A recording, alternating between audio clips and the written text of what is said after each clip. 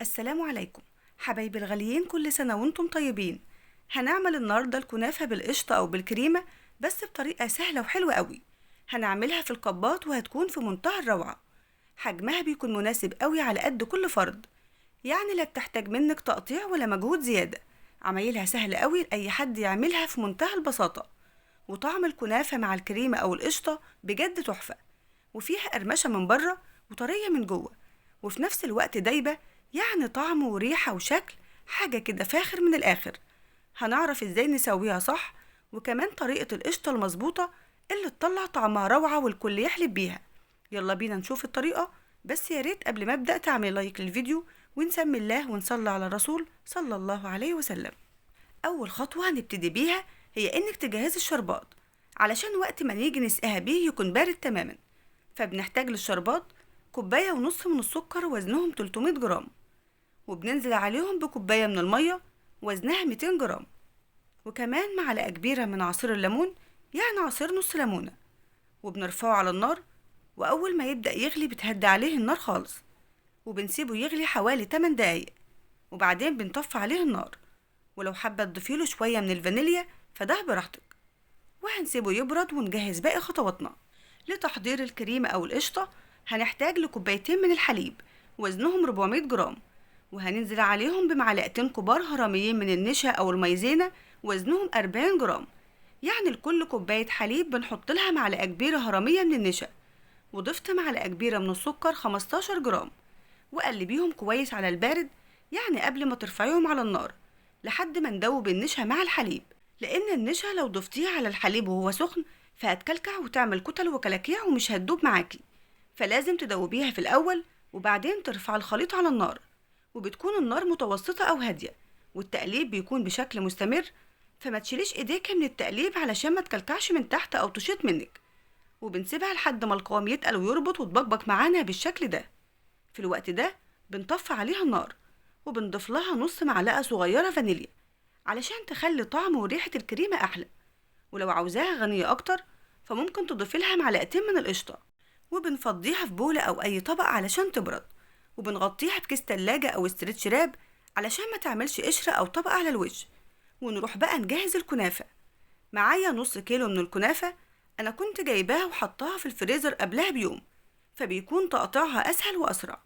ولو انت بقى جايباها طازة وحابة تعمليها وقتها فهتقطعيها بالمقص وهتكون حلوة قوي برضو. انا من الناس اللي مش بحب ان الكنافة تكون ناعمة قوي، بحبها مشعرة شوية، يعني تكون بحجم عقلة صباع او عقلة ونص، فبتطلع مقرمشة ودايبة. اما الناعمة زيادة عن اللزوم فبتطلع محجرة ومش دايبة في الاكل. ونزلت عليها ب3 معالق كبار من السكر البودر 50 جرام. وفايدة ان احنا بنضيف لها سكر فبيديها تماسك وكمان لون حلو قوي اثناء التسوية. وبنقلب الكنافة مع السكر لحد ما يتجانس معاها والكنافة تتغلف بيه كويس. فهنبدأ بقى ننزل بالسمنة. معايا كوباية سمنة وزنها 200 جرام، أنا دوبتها على النار علشان يكون توزيعها أسهل، وكمان الكنافة تتشربها كويس. وهنغلف الكنافة بالسمنة حلو قوي لحد ما الكنافة تاخد لون السمنة وتتشربها كويس. والخطوة دي بتضمنلك إن الكنافة تكون مقرمشة ودايبة، وكمان تستوي بشكل مظبوط، ولونها يطلع موحد مش تبقع منك، يعني ما تكونش حتة فاتحة وحتة غامقة. فما بتغلفيها بالسمنة كويس فبتطلع بلون وتسوية مظبوطة في الآخر. ومعايا صينية الكب كيك اللي هنعمل فيها الكنافة. وفي الأول بنغلف كل واحدة منهم بشوية من السمنة، سواء بقى من القاع أو من الجوانب، علشان تدي لون حلو للكنافة من تحت، وكمان ما تلزقش في الصينية وتعرفي تخرجيها منها في الآخر بكل سهولة. وبالنسبة للسمنة اللي احنا مستخدمينها فهي أفضل حاجة تعملي بيها الكنافة، خصوصا بقى لو كانت سمنة بلدي. أما الزبدة أو الزيت فالنتيجة بتاعتهم مش بتكون حلوة خالص. فالزبدة بتخلي الكنافة طرية واللون في الآخر مش بيكون مظبوط، أما الزيت فبيخليها ناشفة ومحجرة جدا، يعني مش دايبة زي اللي بنعملها بالسمنة. فلو حابة تستخدمي حاجة منهم فممكن تضيفي منهم كمية قليلة قوي مع السمنة. وبعد ما غلفنا الكبات كلها بالسمنة بنوزع في كل واحدة شوية من الكنافة، يعني نحط في القاع ونكبسه كويس قوي، ونكبس القاع ده وبعدين نحط على الجوانب ونعمل منها سور، وبرضه نكبسه كويس جدا علشان تتماسك في بعضها، وكمان تكون حاجز للحشوة اللي هنحطها بعد كده.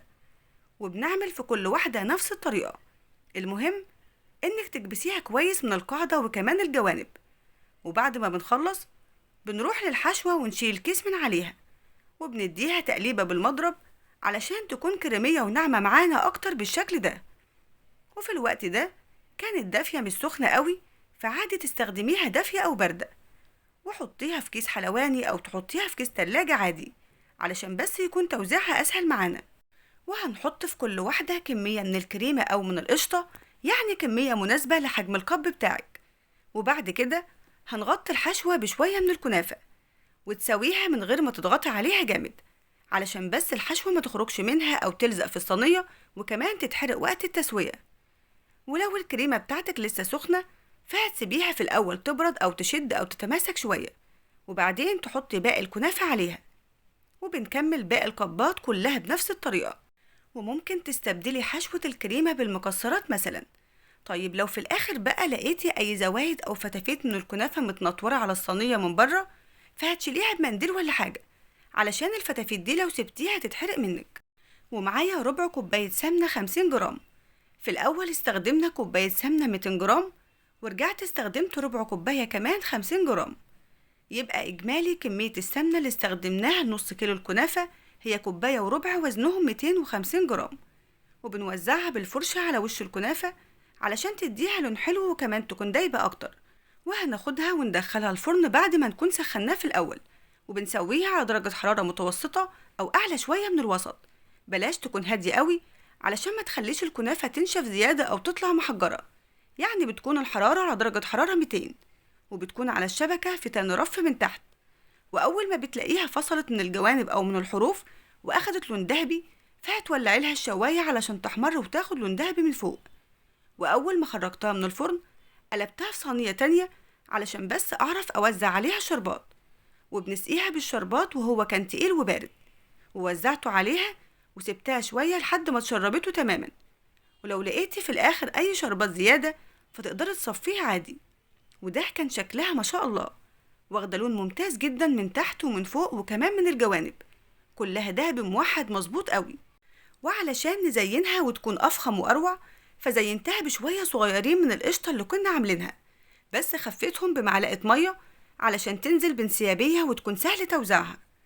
وعملت منها على الوش خطوط رفيعة بالشكل ده، فخلى شكلها أجمل وفي منتهى الروعة. وممكن تزينيها بخطوط من الشوكولاتة أو النوتيلا أو المربى، وتحط معاهم قطعة من الفاكهة صغيرة، فزينيها بأي شكل انت حباه. أو ممكن تسيبيها سادة خالص من غير أي تزيين، فده براحتك. اللهم بارك، شكل الكنافة روعة ومثالي جدا. انتوا عارفين ان العين بتاكل قبل البق، فخلينا شكلها مش مجرد قطعة كنافة عادية، لا ده بقت أفخم وأشيك، كأنها قطعة جاتوه مش كنافة. مستحيل تقارنيها بالجاهزة، انت عاملة حاجة أوفر وأنضف والطعم أحلى بكتير. شايفين كمان ما شاء الله الحشوة جواها متوزعة فيها ومظبوطة قوي، وشاربة الشربات وواخدة قرمشة من بره وطرية من جوه، وطعمها وريحتها تجنن وشكلها شيك جدا. ده غير ان الكنافة دايبة على الآخر وناعمة وبتدوب في الأكل. مهما أفضل أوصف في جمالها فمش هقدر أوفيها حقها أبدا. بجد عاوزاكوا تجربوها، وإن شاء الله هتعجبكوا جدا وهتنبهروا من النتيجة. من أجمل الطرق اللي ممكن تعملوا بيها كنافة بالقشطة. وكده خلاص خلصت وصفة النهاردة، يا رب تكون الوصفة عجبتك. ما تنسيش تعملي لايك للفيديو وتشتركي في القناة لو بتشوفيها لأول مرة. أشوفكم على خير في فيديو جديد ووصفة جديدة، والسلام عليكم ورحمة الله وبركاته.